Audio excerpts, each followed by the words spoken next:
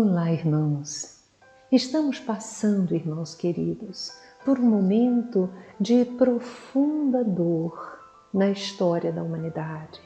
Estamos vivendo a questão da pandemia mundial, que nos bateu a porta como um convite duro, porém um convite salutar, para observarmos o nosso modo de operar no mundo como espíritos encarnados.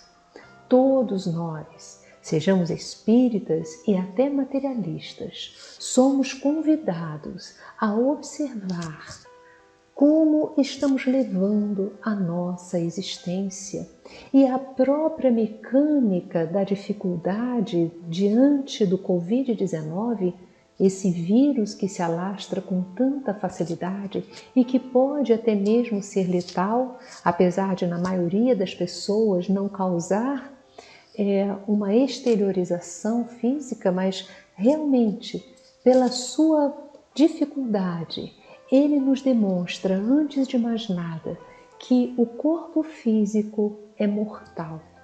E muitas vezes nos esquecemos desta questão. Por quê?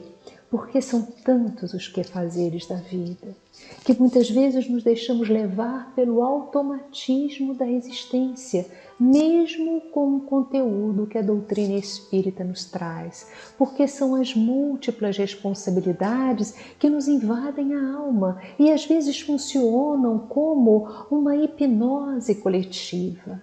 Estamos em profundo despertamento e esse despertamento é dolorido, é sofrido, porque muitas vezes nos faz perceber a dor da partida de entes queridos, de amigos que com frequência usufruíam do nosso dia a dia. Nós sabemos que somos imortais. Sabemos que o amparo da espiritualidade e a luz divina está com todos, com aqueles que partem para a pátria espiritual e para aqueles que ficam para mais um tempo em estudos e em oportunidades de reajuste como espíritos encarnados. Mas haverá de chegar o momento no qual nós também iremos partir. Portanto, nós precisamos, mais do que nunca, nos preparar como espíritos imortais para o reingresso na pátria espiritual, que poderá dar-se a qualquer momento. Já sabemos disso, já está patente. Aliás, desde que temos consciência da existência, que sabemos que somos espíritos que a qualquer momento poderemos ser chamados ao regresso à espiritualidade. Nós somos de lá, não somos de cá, mas estamos usufruindo das oportunidades que um corpo físico nos traz para o nosso processo educativo na matéria. É sobre essa questão que estamos vivenciando na atualidade que nós vamos conduzir as nossas reflexões. É-nos profundamente inspirador esse momento. Então, antes de mais nada, vamos nos socorrer da primeira obra que veio a lume da doutrina dos Espíritos em 1857, o Livro dos Espíritos, que bem na sua introdução nos informa que somos seres trinos, ou seja, somos espíritos criados, simples e ignorantes, pelo Pai, que é o Uno, é a inteligência suprema, a causa primeira de todas as coisas, que tem como atributos o amor infinito, a justiça, a caridade, que tem como atributo a onisciência, a onipresença, tudo brota dele. Tanto o princípio material quanto princípio espiritual. São então os espíritos o princípio espiritual individualizado e dotados de livre-arbítrio. À medida que vamos caminhando nas experiências, vamos tendo mais consciência e todos necessitamos do contato com a carne. Fala-nos o Livro dos Espíritos, que é através desses períodos de encarnação e dos períodos que estamos no mundo espiritual que nós vamos caminhando no nosso processo de autoconhecimento, no nosso processo de evolução. Somos, portanto, seres trinos porque somos espíritos que estamos enraizados num corpo de carne durante um período. Este corpo de carne funciona como uma roupagem, um traje espacial que nós recebemos modelo infantil, mas que vai chegando à maturidade até o momento de nós desencarnarmos, ou seja, de regressarmos à pátria espiritual. Mas nós não temos apenas um corpo físico, nós somos dotados também de um corpo perispiritual que nos serve de ligação com a matéria, que é o nosso perispírito.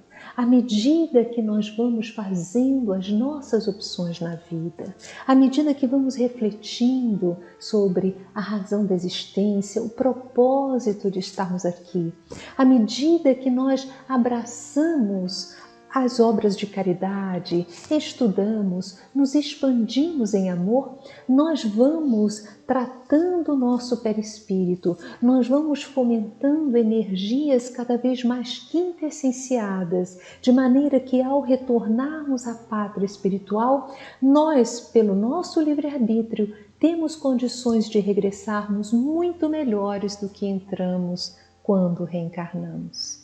Nesta vida, quando nós assumimos um novo corpo, a nossa memória espiritual fica detida numa espécie de inconsciente de vidas passadas. Esse inconsciente, na realidade, ele atua na nossa consciência desperta como pendores, intuições, desejos, como facilidades para a execução de algumas atividades, dificuldades para a execução de outras. Toda essa experiência de milênios, ela está em nós como conquistas, mas também como dificuldades diante das desagradáveis opções que possamos ter feito também no passado. Carl Gustav Jung, o criador da psicologia analítica, ele nos orienta que para que possamos ver a luz, necessitamos olhar também para a nossa sombra. E é exatamente isso, porém, em outras palavras, que a doutrina espírita nos orienta. Para o nosso autoconhecimento, no entanto, nós precisamos ativar a nossa autopercepção.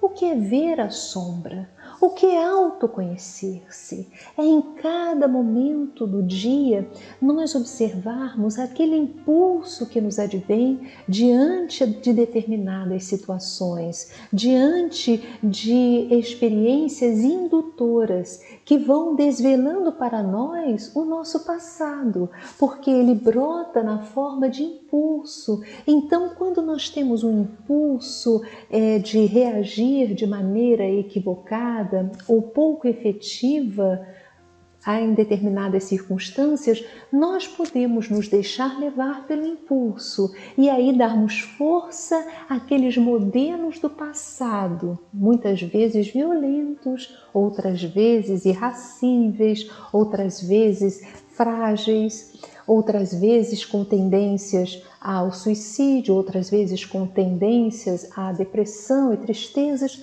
Nós podemos dar aso, poder a essas personagens, poderíamos dizer assim, que trazemos dentro de nós. Ou podemos observar o impulso que vem e num treino do autodomínio nós pensarmos, não vou agir assim porque o conteúdo que eu já tenho hoje em dia já me foca que eu posso agir de uma maneira mais eficiente, de uma maneira mais eficaz. não mergulhando nesses processos do meu impulso. Então, à medida que o dia vai passando, nós podemos desenvolver a nossa autoobservação desses impulsos que vão brotando ao longo da jornada diária e vamos treinando o autodomínio, vamos treinando a autoobservação e evangelizando. Poderíamos utilizarmos dessa metáfora, evangelizando esses personagens que nós trazemos dentro de nós. Somos, portanto, uma multidão. Que multidão é essa? São os modelos que nós cristalizamos de comportamento. São as múltiplas personalidades que nós trazemos porque vivenciamos durante dezenas de anos determinado tipo de reação ao mundo em personalidades diferenciadas. Já fomos homens, mulheres, já fomos detentores de poder, já fomos camponeses, despossuídos de tudo, já tivemos múltiplas experiências, portanto essas experiências estão em nós. As experiências que foram salutares, elas se integram ao nosso cabedal de maturidade, de sensatez, de lucidez, nos trazendo bom ânimo, nos trazendo fortalecimento diante das circunstâncias desafiadoras. No entanto, as experiências perturbadas e frágeis, elas nos trazem situações de impulsos que são igualmente frágeis. E aí, é nesse momento que nós curamos os personagens, quando treinamos o autoconhecimento, o autodomínio e os evangelizamos, dizendo de nós para nós mesmos: não vou agir assim. Já posso honrar com a prática todo o conhecimento que eu tenho. Por isso, meus irmãos, momentos como estes de reflexão conjunta são tão salutares na nossa existência. Nesses momentos nós refletimos, nós absorvemos as energias de todo esse conhecimento que a doutrina espírita nos traz. E o mais singular de todos eles é a compreensão do perdão, porque traz a questão dos relacionamentos. Os relacionamentos. Nada pode nos ferir mais do que alguém que nós amamos profundamente e que nos trai, que nos abandona, que fala mal de nós, que nos traz alguma dor. Porque se é alguém que nós não amamos ou com o qual nós não tenhamos convivência, nós não sofremos tanto. Mas se é alguém que nós devotamos profundo afeto, a dor é muito profunda. Este é um dos maiores desafios pelos quais passamos na atualidade. É a questão do perdão e do auto-perdão. E nessa questão, o mentor desta casa nos dá aulas de luz. Dr. Adolfo Bezerra de Menezes teve que enfrentar ao longo da sua caminhada muitas situações de traição, tanto no campo político, onde ele atuou durante 30 anos como deputado, num cargo que hoje seria conhecido como deputado federal, presidente da Câmara, que hoje nós sabemos ser dotado de imenso poder e na época acumulava a responsabilidade da prefeitura, na realidade da capital.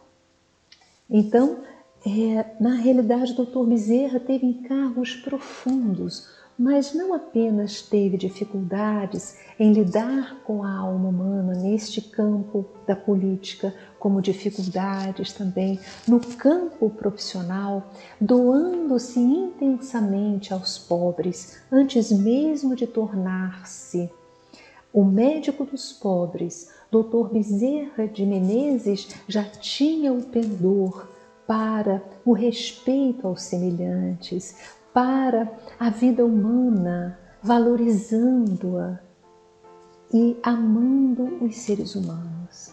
Dr. Bezerra, desde cedo, Ele que nasceu em Riacho do Sangue em 1831, no dia 29 de agosto, lá no Ceará. Desde cedo anelava por cursar a faculdade de medicina, mas a sua família, os seus pais, que vinham de uma descendência até de poder e de reconhecimento, seu pai era um coronel, ele tinha uma afeição de todos aqueles que tiveram condições de conviver com ele. O pai do Dr. Bezerra, o coronel Antônio Bezerra, era alguém amado e respeitado por todos. E ele nutriu e teve um grande ensinamento, nutriu esse amor pelo pai, que ele foi um espelho na alma, no seu comportamento. Quando chegou aos 19 anos, ele já tinha uma estrada na cultura. Aos 13 anos de idade, Dr. Bezerra de Menezes, na época, um menino, ele algumas vezes substituiu o professor de latim, já que ele falava e compreendia o latim como ninguém, ele compreendia as letras, a matemática. Quando o seu pai faleceu, ele desejou vir ao Rio de Janeiro e para lá, para o Rio, ele foi. A família se cotizou porque eles tinham parcos recursos e ele chega ao Rio, tendo que alugar um espaço para ficar, conseguiu passar nas provas, colocar-se na faculdade e sobrevivia com as aulas que ele dava, de filosofia, de matemática, de português. Todos conhecemos a história de certa feita, um rapaz lhe bater a porta e Bezerra estava com grande dificuldade financeira, não conseguia pagar o aluguel e possivelmente teria que deixar o espaço que ele estava residindo. Angustiado, não sabia o que fazer, quando um rapaz lhe bate a porta requerendo aulas de matemática e ele até disse, não gostou da ideia, porque não gostava daquela matéria que o rapaz pediu, mas vendo a necessidade ele aqueceu e o rapaz lhe pediu que aceitasse o valor de todas as aulas de imediato, valor que ele trazia naquele momento. O Bezerra não queria aceitar, mas o rapaz insistiu dizendo que se ele não aceitasse acabaria gastando o dinheiro em outras coisas. E aí Bezerra, aluno ainda da Faculdade de Medicina, aceita o dinheiro e o rapaz nunca mais apareceu. E ele não teve como, nem sabia onde morava o rapaz, não teve como procurá-lo, mas aquele dinheiro veio exatamente na hora. Como outras tantas vivências de Bezerra que lhe deram suporte, ele era amado, respeitado por todos. Quando ele assumiu a medicina, foi realmente conhecido como médico dos pobres antes de tornar-se espírita.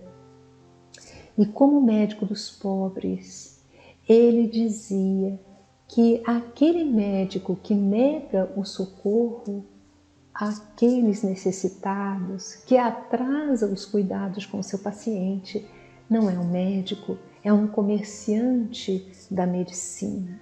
Então ali Dr. Bezerra vai fazendo todo o seu campo de amor, mas traz profundas marcas nas traições, nas dificuldades, e ele ama e supera todas. Dr. Bezerra de Menezes, ele foi presidente da Federação Espírita Brasileira e doou-se intensamente para a tarefa de unificação.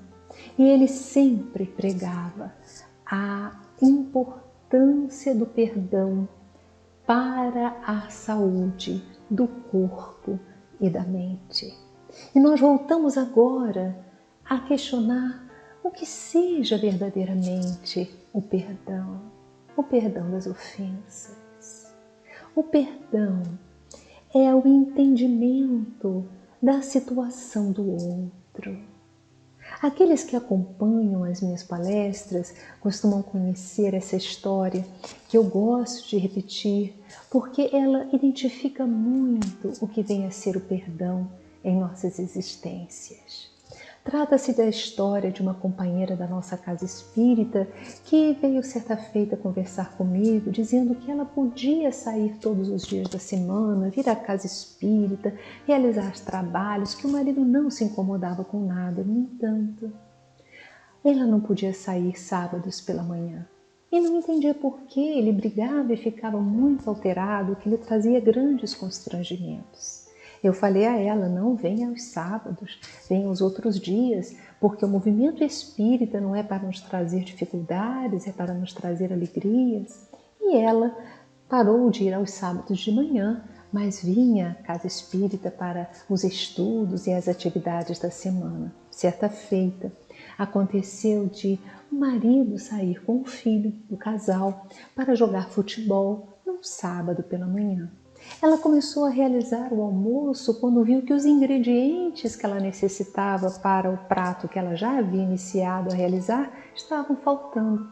Aí ela desce para ir ao mercado e acabou se encantando com as compras e atrasou muito.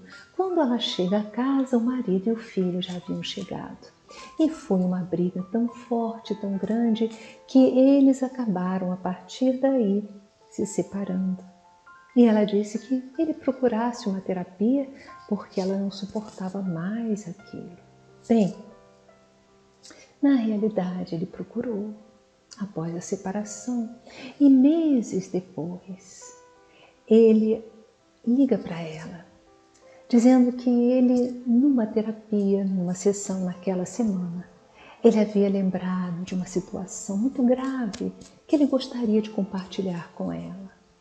E ela vai conversar com ele, quando ele relata que na terapia ele lembrou-se que quando ele era menino, ele e o pai saíram para jogar futebol num sábado pela manhã.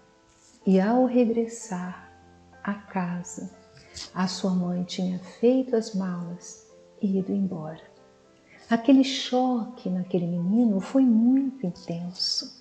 Então ela compreendeu naquele momento que não era ele, o adulto que estava reagindo com ela no dia que ela havia saído no sábado de manhã. Era a criança ferida que ainda existia naquele homem maduro. Compreendendo a situação do esposo, ela não precisou perdoar, porque a compreensão dissipou a mágoa e eles retornaram ao convívio amoroso.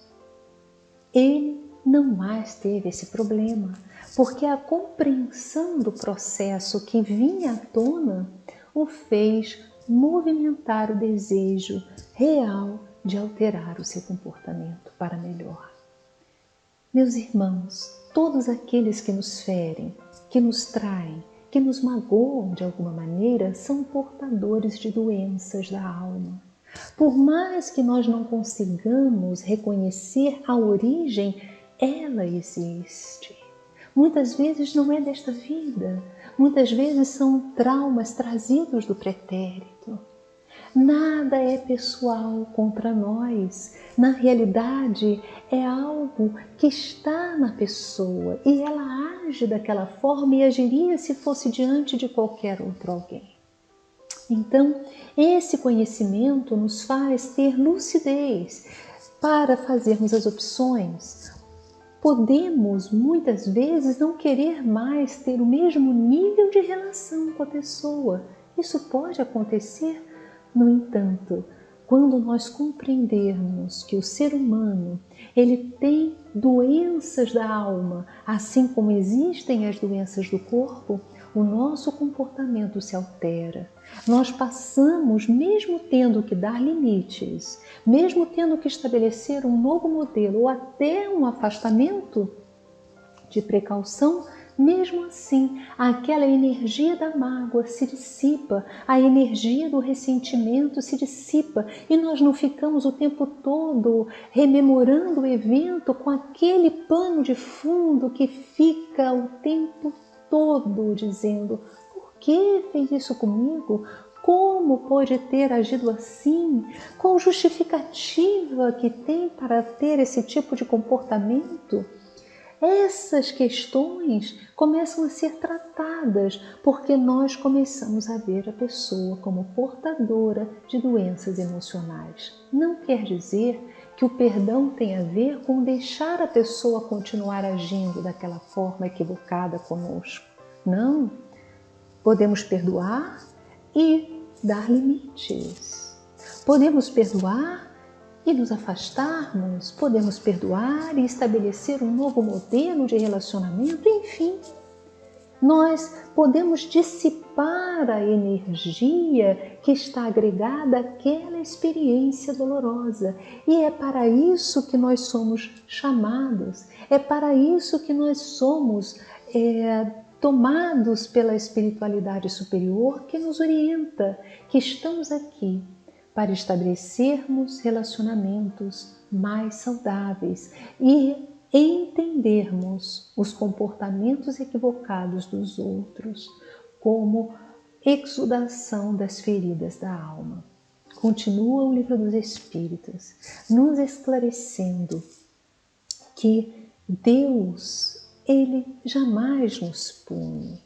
A grande questão humana é a questão da evolução. E nós, portanto, atraímos pela lei de ação e reação, no seu aspecto de sincronicidade, eventos e pessoas que guardam relação com as questões íntimas que precisamos curar, que precisamos alterar, para as quais somos chamados para realizarmos a grande ascensão. Todos nós, quando cometemos equívocos, é como se realizássemos inscrições no cosmos equivocadas, que aguardam os nossos processos de educação para serem liquidadas. Então nós sabemos, e o livro Evangelho segundo o Espiritismo nos relata, que quando nós perdoamos os demais, nós perdoamos a nós mesmos.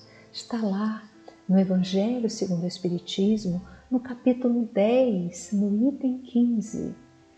Quando perdoamos os demais, nós perdoamos a nós mesmos. Essa é uma frase de impacto. Como assim? Então o outro me magoa, aquela pessoa me trai, aquela pessoa tenta destruir-me, fala mal de mim. Como, ao perdoá-la, eu estou me perdoando, se é ela que está cometendo essas ações?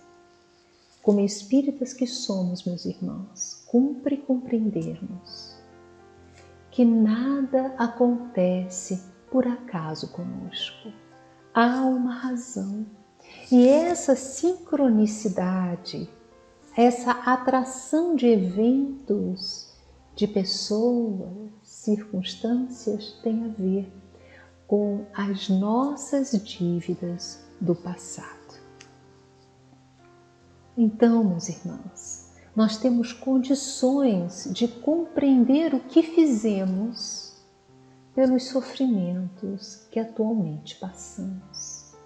Em realidade, amigos queridos, quando de posse da doutrina dos Espíritos e de seus esclarecimentos, nós podemos perceber que quando nós cometemos equívocos no pretérito, nós criamos em nosso coração inconscientes movimentos de culpa, sentimentos de culpa que ficam gravitando em nossas emoções. Aquelas inscrições do passado equivocadas precisam ser reajustadas. Nós precisamos apagar do livro cósmico os nossos equívocos. Quando surgem situações equivalentes, não idênticas, mas equivalentes, com pessoas que equivalem, não são idênticas, no entanto equivalem aos nossos personagens lá de trás que precisam ser evangelizados e equilibrados, quando nós perdoamos, essas pessoas. Na realidade, nós estamos exercitando o perdão a nós mesmos. É de todo interesse nosso neutralizar a energia de mágoa e ressentimento que possamos trazer ainda em nosso coração. Porque neutralizando essas energias, nós curamos as nossas atitudes do passado, curamos os nossos corações, as nossas mentes, curamos esses personagens equivocados, as nossas atitudes, as nossas escolhas do passado. Se sofremos, exatamente naquilo que sofremos, nós encontramos o que fizemos sofrer. E assim nós vamos nos libertando. É difícil nós imaginarmos isso, não é verdade? É difícil, mas é a realidade. E nós precisamos estar com consciência dessa realidade em nossas existências. Assim, de acordo com a lei de ação e reação, nós vamos construindo um novo futuro. A cada dia, nós estamos construindo o nosso ideal de equilíbrio, de amor, de força, de perdão. Perdoar não quer dizer que nós precisemos continuar com a relação tal qual ela era no passado. Perdoar não quer dizer que nós não devemos nos defender daquilo que o outro possa estar fazendo. Perdoar não quer dizer que concordamos com a atitude do outro. Enfim, não podemos confundir perdão com abaixarmos a cabeça e permitir que o outro faça conosco o que quiser. Não, isso não é perdão. Então nós podemos sim perdoar e dar limites. Podemos perdoar e estabelecer novo comportamento de nossa parte e da pessoa. Se ela desejar continuar daquele jeito, ela vai continuar, mas nós estaremos ao abrigo das suas investidas, porque iremos mudar as circunstâncias. Mas vocês podem perguntar, mas Yasmin, como eu ter a lucidez de alterar as circunstâncias? Como eu posso ajudar esse irmão ou irmã que está cometendo atos de desequilíbrio? Nós temos a ferramenta sim.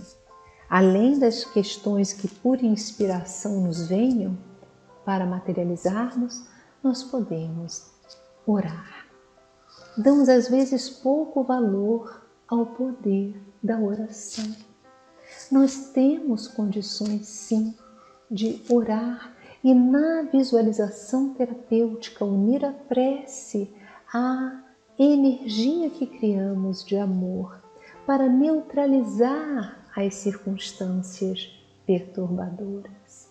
Toda noite ou no momento que você tenha de paz em seu lar, pegue o Evangelho, faça uma oração após a leitura, visualize-se diante de Jesus, orando para que Ele lhe traga a inspiração necessária para a alteração da situação difícil pela qual você possa estar passando. Evoque a presença dos benfeitores espirituais, a presença de Dr. Bezerra de Menezes, a presença do seu anjo de guarda e o anjo de guarda da pessoa que está lhe fazendo sofrer ou lhe fez sofrer. Peça inspiração para que você possa curar-se, porque o perdão é uma atitude, é uma decisão, mas também é um processo pelo qual passamos, no qual nós vamos curando as nossas emoções. Reagindo desta maneira, rogando aos benfeitores, visualizando a pessoa recebendo a luz divina e as mágoas em forma de elementos que saem do seu peito para se neutralizarem na atmosfera, você estará dando caminho a essa energia doentia para sair de você, substituindo-a pelas energias de amor. Esse projeto de saúde integral, ele pode ser levado a efeito diariamente até percebermos que nós estamos mudando o comportamento. Além desse processo, dessa ferramenta, meus irmãos, nós temos a ferramenta do estudo, da compreensão. Quanto mais nós nos integramos às obras da doutrina dos Espíritos, as obras maravilhosas psicografadas pelo nosso Chico Xavier, as obras de Bezerra de Menezes, de Leon Denis, de Dona Ivone, do Amaral Pereira, todas essas obras maravilhosas, elas não apenas nos instruem, elas são portadoras de energias de renovação. Quando nós nos integramos àquela leitura, nós recebemos o amor daquelas entidades luminosas que deixaram aquela egrégora nas palavras recobertas pela escrita, mas que são fontes de luz, que nós nos embebemos delas para a renovação das nossas almas. Então, a leitura das boas obras, das obras salutares, ela renova o nosso pensamento. Aos poucos, nós vamos alterando cristalizações mentais, crenças limitantes, ideias equivocadas que muitas vezes nem sabemos que temos, porque elas já estão tão arraigadas que não nos damos conta delas.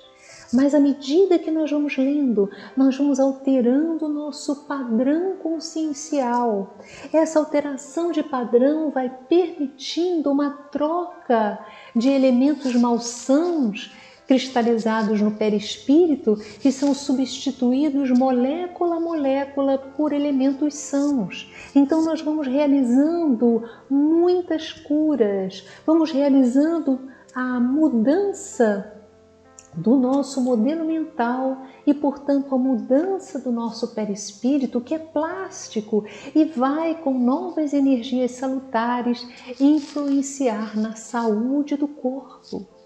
Então é fantástico nós termos consciência de que podemos aproveitar este movimento da pandemia para observarmos o nosso modelo vivencial de cada dia e inserirmos momentos que sejam de cura real, porque é a cura que vem de dentro para fora. Vamos estabelecer uma tábua de horários, perceber um momento no qual podemos fazer a nossa meditação e oração diariamente, inserir ali. Vamos inserir momentos de leitura edificante e oração. Yasmin, mas eu me esqueço, até projeto, mas acabo esquecendo.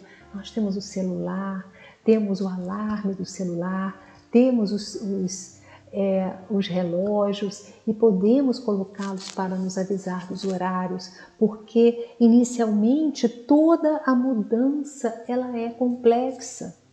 Mas se nós começarmos na primeira semana a darmos conta desses momentos de leitura e oração, momentos de meditação, nós vamos aos poucos alterando a nossa vida de dentro para fora. Mas existe mais uma ferramenta, meus irmãos. Essa ferramenta Allan Kardec colocou no frontispício da doutrina dos Espíritos. Fora da caridade não há salvação. Nós não podemos viver apenas para nós. Quando nós saímos dos nossos próprios interesses para ajudar aqueles que necessitam, nós criamos uma energia que altera profundamente os nossos centros de força, que são centros de ligação entre o perispírito e o corpo. Nós alteramos a nossa energia para melhor. A caridade, ela expande-nos em amor e faz com que comece a jorrar uma energia de dentro para fora, na prática do amor. Certa feita perguntei para Maria Clara: uma benfeitora da nossa casa espírita, como entender o amor aos semelhantes e a Deus. E ela relatou, esclarecendo, como todos os espíritos nobres, falando de forma direta, sucinta, sem prolixidade. Ela explicou que no nosso nível, amar é cuidar dos espaços onde estamos, organizando-os cada vez melhor, cuidar das pessoas que temos condições de cuidar. Mas como? Às vezes cuidar é ligar para alguém e dizer: como você está? Como você está nesses momentos de pandemia? Eu me preocupo com você.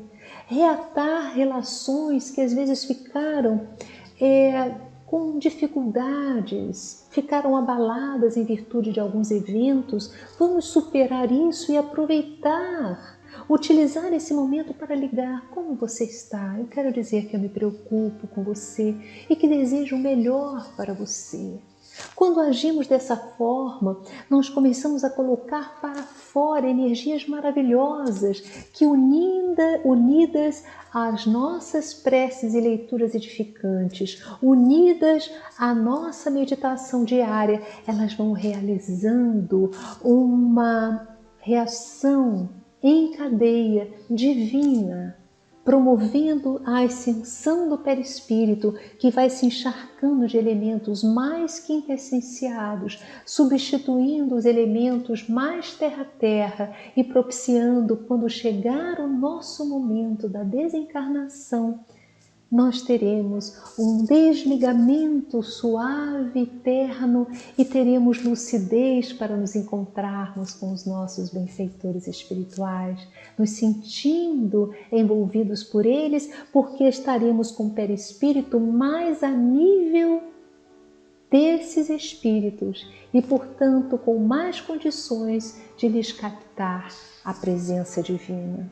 Dr. Bezerra de Menezes, o sublime mestre desta casa de caridade, este mentor de luz, quando desencarnou, ele passou meses numa cama antes da desencarnação, sem conseguir mover-se por uma doença que lhe acometeu o corpo, apenas mexia os olhos claros e doces.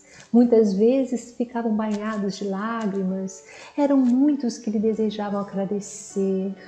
Todos conhecem a história da mãe que, desesperada, o procurou, e ele, não tendo recursos para ajudá-la na compra dos remédios que lhe havia prescrito e para alimentar seu filho, ele pega o próprio anel de grau e dá a ela para, ao vender, ter recursos para salvar a vida do seu pequenino. Foram essas e outras infinitas histórias de amor, de alguém que pensou mais nos semelhantes do que em si próprio, superando o egoísmo, os interesses particulares, para pensar na justiça, no amor e na caridade. Então ele estava deitado e vinham muitas pessoas, muitas delas eram pobres, outras com maior poder, e, para não ferir a suscetibilidade da esposa, colocavam embaixo do travesseiro alguma soma de dinheiro para ajudar na manutenção da família numerosa de Bezerra. Quando ele desencarna, ele se vê logo fora do corpo físico e é recebido por Celina, uma amorosa representante de Maria. Ele ouve palmas, um bulício do lado de fora, e ela convida Dr. Bezerra a ir até a sacada, e ele vê milhares de pessoas, espíritos desencarnados, que lhe acenam com infinito amor, e ele pergunta: minha filha Celina, quem são? E ela diz: todos aqueles, Dr. Bezerra, que o Senhor teve a oportunidade de amparar quando encarnado. Todos eles vieram lhe receber, agradecendo o seu amor e lhe ofertando as lágrimas de gratidão. Vamos orar. Deus, Pai de infinito amor e de infinita misericórdia, Que a tua luz abençoe esta casa de caridade, esse instituto que se multiplica ativamente em bênçãos, mesmo que materialmente pareça estar de portas cerradas nestes períodos de pandemia. Mas percebemos claramente milhares de espíritos representantes do teu amor em ação nas enfermarias múltiplas que se multiplicam, se desenvolvem em torno deste núcleo de amor, recebendo irmãos recém-desencarnados, recebendo irmãos necessitados e aflitos.